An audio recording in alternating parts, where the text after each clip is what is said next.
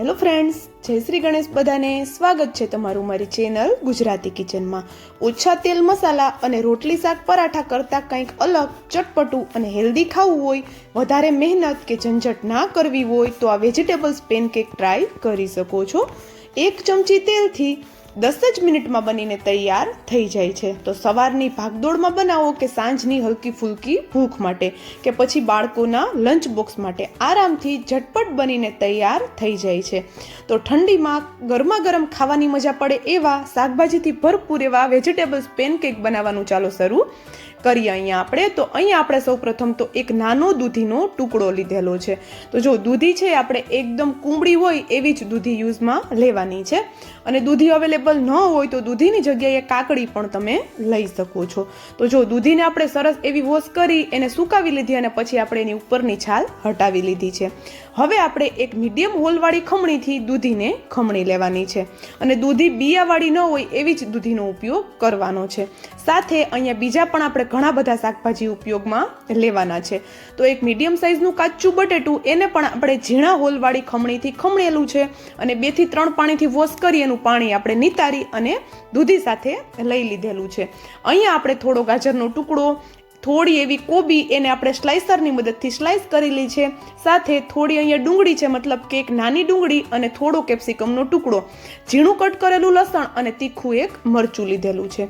આમાંથી કોઈ પણ શાકભાજી તમને પસંદ ન હોય અથવા તો તમે ન ખાતા હોય કે ઘરમાં અવેલેબલ ન હોય તો તમે આરામથી સ્કીપ કરી શકો છો, અથવા તો તમારી પસંદના કોઈ પણ શાકભાજી તમે અહીંયા ઉપયોગમાં લઈ શકો છો. અથવા તો જો ઘરે કોઈ શાકભાજી ન હોય તો ખાલી ડુંગળી અને બટેટાથી પણ તમે આ નાસ્તો બનાવી શકો છો. એમ પણ ખૂબ જ ટેસ્ટી એવો લાગે છે. અને લસણ આપણે વાટીને નથી લેવાનું, એને આપણે ઝીણું ઝીણું કટ કરીને જ લેવાનું છે. એનો ટેસ્ટ થોડો વધારે સારો આવશે.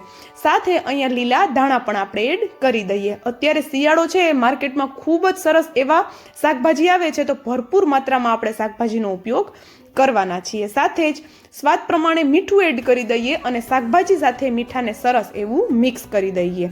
આપણે આ જે રેસીપી બનાવીએ છીએ એકદમ ઝટપટ બની જાય છે. જ્યારે પણ તમને ભૂખ લાગે ત્યારે તમે ઝટપટ આ રેસીપી બનાવી અને ગરમ ગરમ એન્જોય કરી શકો છો. તો જો શાકભાજી સાથે મીઠું એડ કરી દઈશું એટલે શાકભાજીમાં રહેલું પાણી છૂટશે અને લોટ બાંધવામાં આપણે એક્સ્ટ્રા પાણીની જરૂર નહીં પડે. તો 1 થી 2 મિનિટ જેવું આપણે મીઠા સાથે શાકભાજીને રહેવા દીધું અને પછી એમાં થોડા મસાલા કરીએ. તો મસાલામાં થોડું ધાણા જીરું પાવડર, થોડો લાલ મરચું પાવડર, અડધી ચમચી જેટલી હળદર, અડધી ચમચી જેટલું જીરું અને અડધી ચમચી જેટલું જ આપણે અહીંયા મરીનો પાવડર એડ કરેલો છે. ચટપટા ટેસ્ટ માટે અડધી ચમચી જેટલો મેં અહીંયા આમચૂર પાવડર એડ કરેલો છે. 1 ચમચી જેટલા તલ એડ કરેલા છે. અને હવે આપણે આ બધા શાકભાજીના બાઇન્ડિંગ માટે ચોખાનો લોટ લીધેલો છે. તો ચોખાનો લોટ એડ કરશું તો એનો શું ફાયદો થશે હું તમને આગળ વિડીયોમાં જણાવું છું. અને ચોખાના લોટનો ટેસ્ટ તો ખૂબ સરસ આવે છે. નાસ્તો આપણો એકદમ ક્રિસ્પી બનશે, ખાવાની મજા આવશે. તો જો ચોખાનો લોટ છે એને આપણે સરસ એવો શાકભાજી સાથે મિક્સ કરી દેવાનો છે. અને માત્ર 3 જ ચમચી મેં ચોખાનો લોટ લીધેલો છે. તો તમે કયા શાકભાજી લો છો એ પ્રમાણે અહીંયા લોટનો ઉપયોગ તમારે કરવાનો રહેશે. પણ બાઇન્ડિંગ આવે બસ એટલો જ લોટ એડ કરવાનો છે, એનાથી વધારે લોટ એડ નથી કરવાનો. શાકભાજીનું પ્રમાણ લોટ કરતાં આપણે ડબલ રાખવાનું છે, તો જ આ નાસ્તો છે એ ખાવામાં ટેસ્ટી બનશે. તો જો આવી રીતે લોટને મિક્સ કરી હાથની મદદથી બોલ્સ વાળશું, સરસ એવો બોલ્સ વળે છે, બસ એટલો જ આપણે એમાં લોટ એડ કરવાનો છે. અને મીઠું એડ કર્યું હતું તો શાકભાજીમાંથી જે પાણી છૂટ્યું એમાં જ આપણો લોટ બંધાઈને રેડી થઈ ગયો છે. તો હવે આપણે અહીંયા આપણા પેનકેક્સ બનાવવાનું શરૂ કરીએ. તો એના માટે આપણે અહીંયા એક તવો લીધો છે. તવાને આપણે હલકો એવો ઓઇલથી ગ્રીસ કરી લેવાનો છે. તવો સરસ એવો ગ્રીસ થઈ ગયો. હવે આપણે એક લીંબુથી મોટી સાઇઝનો બોલ્સ લેવાનો છે અને હાથની મદદથી પહેલાં આવી રીતે બોલ્સ વાળી લેવાનો છે. અને પછી આપણે તવા ઉપર રાખી અને આ રીતે હાથની મદદથી એને પ્રેસ કરવાનું છે. તો જો એકદમ આરામથી આ જે પેનકેક્સનો શેપ છે એ આવી જાય છે, કોઈ પ્રોબ્લેમ નથી થતો. તો જો બાઇન્ડિંગ સરસ એવું હશે આપણો જે ડો બનાવ્યો છે એમાં, તો આપણા પેનકેક્સ બનાવવામાં કોઈ પ્રોબ્લેમ નહીં આવે. અને જો આ સ્ટેજ ઉપર તમને થોડું છૂટું લાગતું હોય શાકભાજી બધા, તો થોડો તમે લોટ એડ કરી શકો છો. એકદમ પ્રોપર એવો શેપ આવી જશે. તો જો અહીંયા બધા પેનકેક્સ છે આપણે એ રીતે બનાવી લઈશું અને તમે જોતા હશો કે આપણે હાથને પાણીવાળો પણ કરવાની જરૂર નથી પડતી. હાથ ઉપર બિલકુલ લોટ આપણો ચીપકતો નથી. અને ચોખાનો લોટ એડ કરવાનું કારણ એ છે કે ચોખાનો લોટ છે ખૂબ જ પાણી પીવે છે, એટલે આપણે જે શાકભાજીમાં રહેલું પાણી છે એ શોષી લેશે અને આપણે પૂરો નાસ્તો બનાવી લઈશું ત્યાં સુધીમાં આપણો જે ડો છે એ બિલકુલ ઢીલો નહીં થાય. ઘણી વખત આવી કોઈ પણ રેસીપી બનાવતા હોઈએ છીએ, એનો જે પહેલો આપણે બેચ બનાવીએ છીએ એ તો પરફેક્ટ બને છે, પણ આ પહેલો બેચ થઈ જાય છે ત્યાં સુધીમાં બીજો બેચ હોય છે એના બેટર ખૂબ ઢીલું થઈ જતું હોય છે.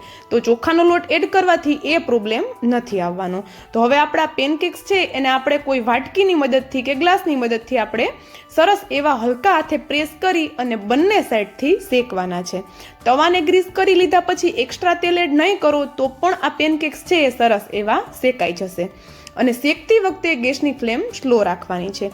બધી નાની નાની ટિપ્સ હું તમને એટલા માટે જણાવતી જાઉં છું કે તમે જ્યારે આ રેસીપી તમારી ઘરે ટ્રાય કરો ત્યારે પહેલી જ વારમાં પરફેક્ટ બનીને તૈયાર તમારી ઘરે પણ થઈ જાય.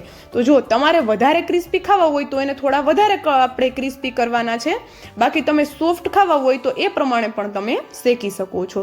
તો જો એકદમ સરસ એવો કલર આવી ગયો છે તો આપણે એને એક પ્લેટમાં લઈ લઈએ.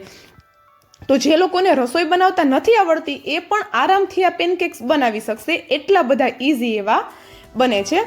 તો જ્યારે પણ ભૂખ લાગે ત્યારે મેગીની જગ્યાએ આ રેસીપી તમે ટ્રાય કરી શકો છો. આપણે જે શાકભાજી છે એને ખમણીને લીધેલા છે એની જગ્યાએ તમે ચોપરમાં એને એકદમ ઝીણું ઝીણું ચોપ કરીને પણ લઈ શકો છો, તો તમારું કામ થોડું ઇઝી થઈ જશે. તો જો અહીંયા બીજો બેચ પણ હું તમને બનાવીને એ જ રીતે બતાવી દઉં છું કે એકદમ ઇઝી છે આ રેસીપી બનાવવી. તો જો એકદમ આરામથી પેનકેક્સનો શેપ આવી જાય છે તો બીજો બેચ પણ એ જ રીતે આપણે બનાવી લેવાનો છે. અને હા, જો તમે અત્યાર સુધીનો વિડીયો જોઈ લીધો હોય અને એમાં તમને થોડું પણ કંઈક પસંદ આવ્યું હોય તો પ્લીઝ વિડીયોને એક લાઇક, અને જો ચેનલ પર નવા હોય તો જલ્દીથી ચેનલને સબસ્ક્રાઈબ કરી દેજો અને સાથે જ બાજુમાં આપેલા બેલને પણ પ્રેસ કરી દેજો, જેથી કરીને આવી જ નવી નવી રેસીપીની નોટિફિકેશન તમારા સુધી પહેલાં આવે.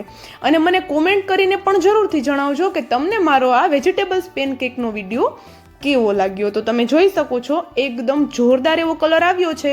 અને જો થોડા વધારે ક્રિસ્પી ખાવા હોય તો થોડું તેલ વધારે એડ કરશો તો એકદમ જોરદાર આનાથી પણ વધારે ક્રિસ્પી બનીને તૈયાર થશે. અંદરથી સોફ્ટ, ઉપરથી ક્રિસ્પી એવા આપણા વેજીટેબલ પેનકેક બનીને તૈયાર થઈ ગયા છે. તો ચોક્કસથી રેસીપી ટ્રાય કરજો. તમારી ઘરે પણ નાનાથી લઈ અને મોટા બધાને ખૂબ જ પસંદ આવે એવી આ રેસીપી બને છે. તો ઠંડીમાં ગરમા ગરમ અને એકદમ ઝટપટ શાકભાજીથી ભરપૂર એવા વેજીટેબલ્સ પેનકેક આપણા તૈયાર છે. તો ચાલો હવે મળશું આવા જ એક નવા વિડીયો સાથે. ત્યાં સુધી બધાને જય Shri Ganesh and thank you for watching.